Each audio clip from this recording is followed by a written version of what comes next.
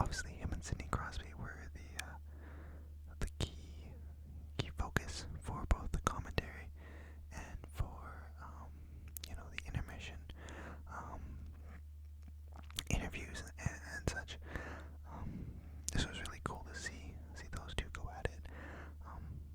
The Penguins started strong, coming out to a 2-0 lead. But then the Hawks came back, really dominant in the third period, to obviously win the game. I'm a big Penguins fan, so it was a bit disappointing the way they lost. Bedard did get his first point of his NHL career, which was pretty cool to see. But it was a tertiary assist, so I don't think it was as spectacular as the kid was probably hoping for. But nevertheless, he still ended up on the score sheet. The other two games featured the Lightning and the Nashville Predators, and the other one was the Vegas Golden Knights and the Seattle Kraken.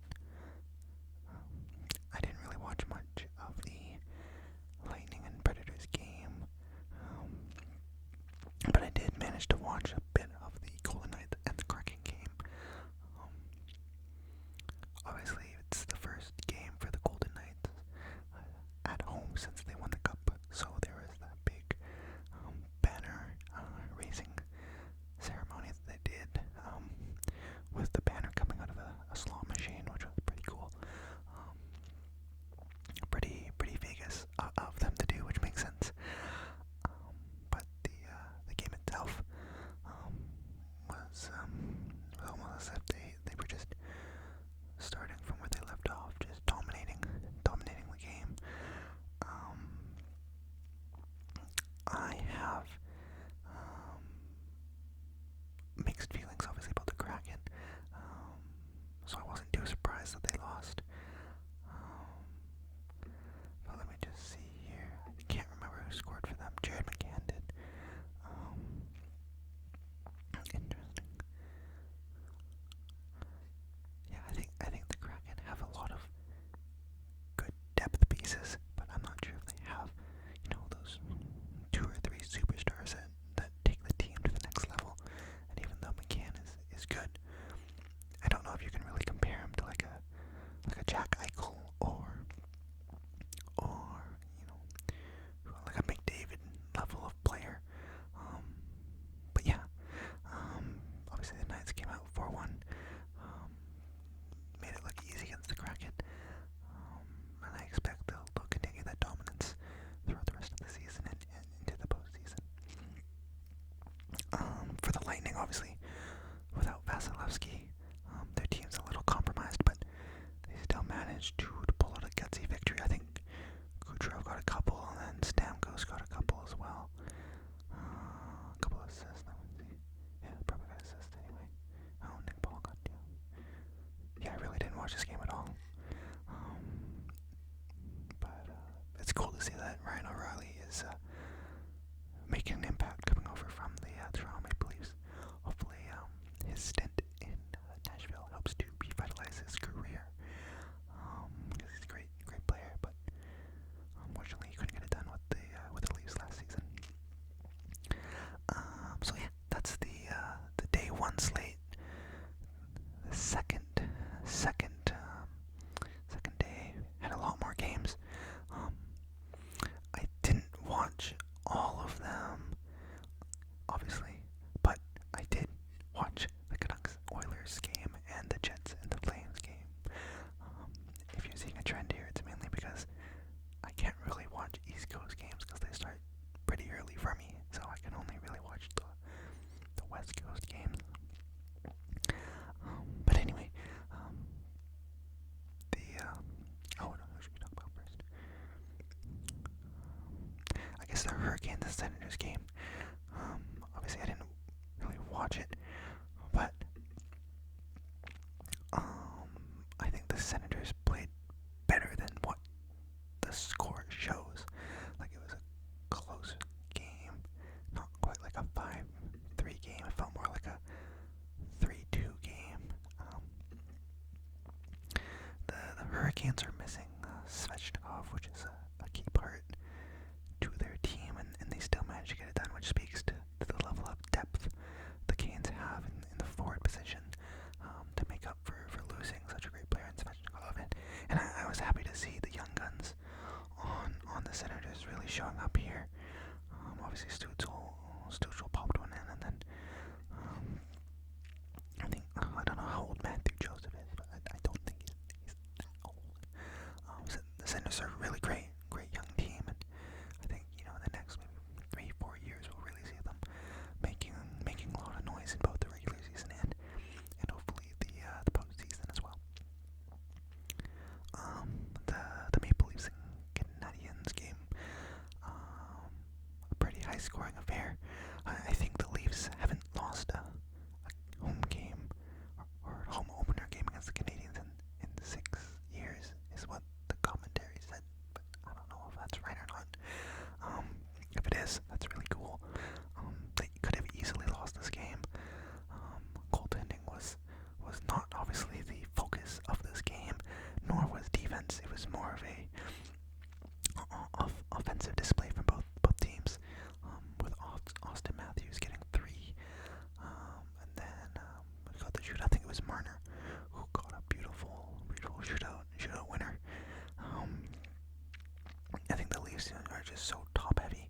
It's going to be the goaltending and the defense that is going to be the big question mark that either makes or breaks their season.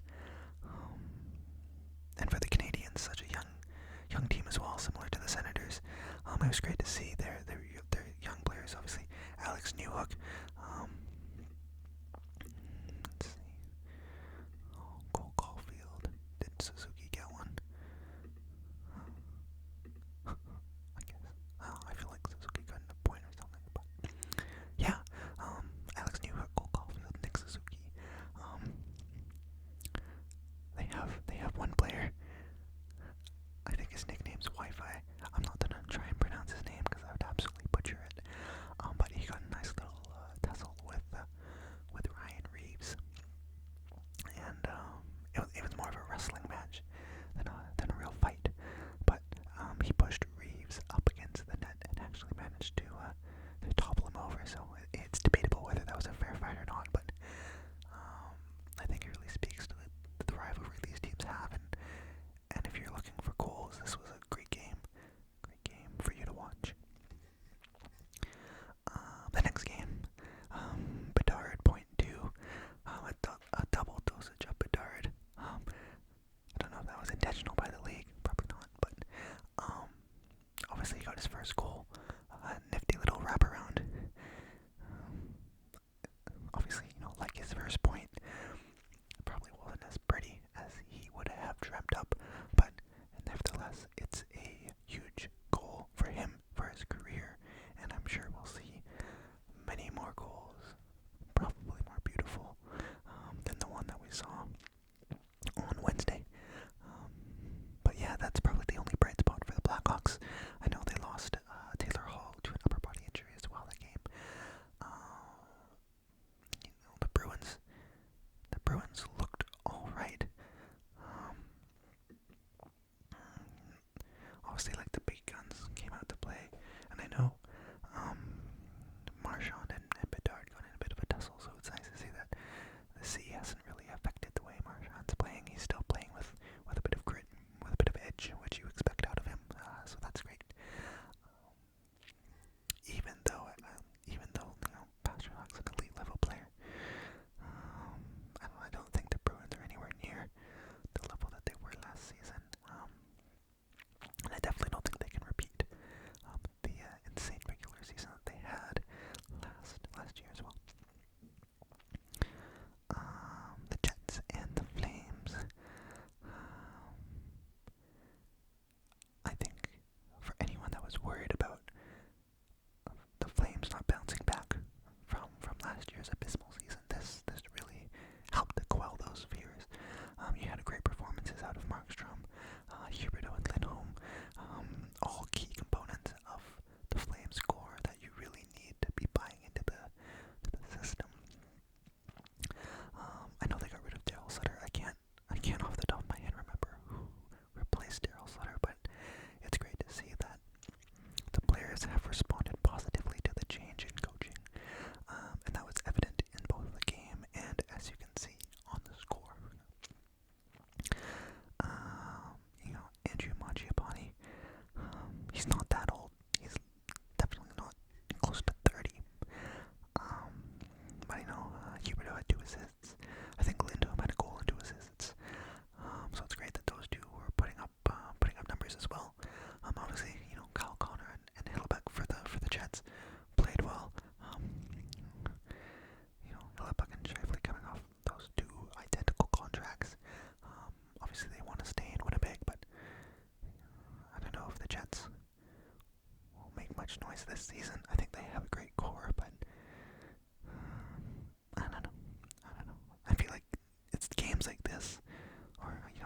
Flames that the Jets should come out on top on. But they just find a way to lose. Obviously, they outshot the Flames, but I think that just obviously speaks to how well Markstrom was playing that night. The Avalanche and the Kings. Obviously, the Avs are back with a vengeance after getting bounced in the first round of the playoffs last season. They're still missing Gabriel Landeskog, but McKinnon, Makar, Rantanen, their addition, I think they got Jonathan Drouin, Ryan Johansson, Thomas Tatar. They're still such a dangerous team, and they really displayed that against the Kings, with obviously their big guns coming out to play. And I think we'll continue to see, similar to Vegas, that dominance from the Avs continue in the regular season, and I think they're going to be poised for another deep playoff push this season as well. So it'll be exciting to watch them play. The last game, the game that I probably watched the most of, the Canucks versus the Oilers. I honestly thought the Oilers would absolutely crunch the Canucks, but that didn't happen. Besser had 4 goals. Garland had a beautiful goal off of a saucer pass from Pettersson in front of the net. Everything was clicking for the Canucks, and nothing was clicking for the Oilers. Even though obviously Draisaitl and McDavid got a point, it obviously wasn't enough. The goaltenders, Campbell had a great preseason. I don't know if you can call all the goals his fault. He had a few unlucky bounces. But yeah, apart from that, it was just domination from the first whistle to the last whistle for the Canucks. I'm not sure if they'll be able to repeat that performance against the Oilers on Saturday. As I'm filming this, Saturdays would be the next day, so I won't really know until then. I definitely don't think it'll be an 8-1 game. Not even close. In fact, I still think the Oilers will manage to beat the Canucks. So if you're watching this and you know the result of that game, let me know if I was right or wrong. I really think the Oilers should beat the Canucks. They'll be at home. They'll be mad about that first loss, the embarrassing loss, and they should bounce back with a vengeance. But we'll see. The Canucks looked really good. We'll see which team is able to keep that momentum going. And as well, Demko is battling the flu, so I'm not sure if he'll be able to suit up for the Saturday tilt. But we'll have to wait and see.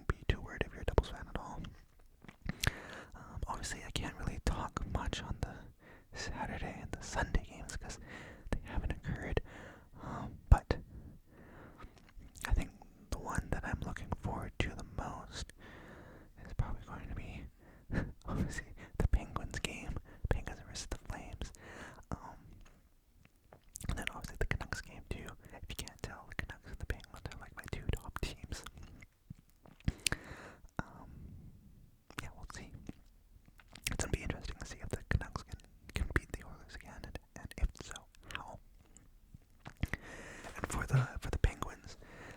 Back-to-back games are always tough. I think Alex Nedeljkovic, if I'm pronouncing that name right, is going to get his first start for the Penguins against the Flames, so that'll be interesting to see how he does. Carlson was humming on the power play today, at the time of filming this video, so hopefully the Penguins can continue that dominance with the man advantage. I don't know, I really think, even though I want the Canucks to win, I feel like the Oilers are gonna win. Like, this is I wouldn't say, obviously it's not a must-win game at all, but if they put out another poor performance after getting blown out 8-1 against the same team, I don't know. It's a bad way to start the season. And I don't know if this is, I feel like, okay, I'm looking at this in Eastern time. I'm like, why does it start at 10 and 10:30? I'm used to games starting at like 7:30. Anyway, then on Sunday, we have Lightning in the Sens and Hurricanes and the Ducks closing out the first week of play. So, next week, obviously, I'll try to talk about both the Saturday and the Sunday games that I missed out on today.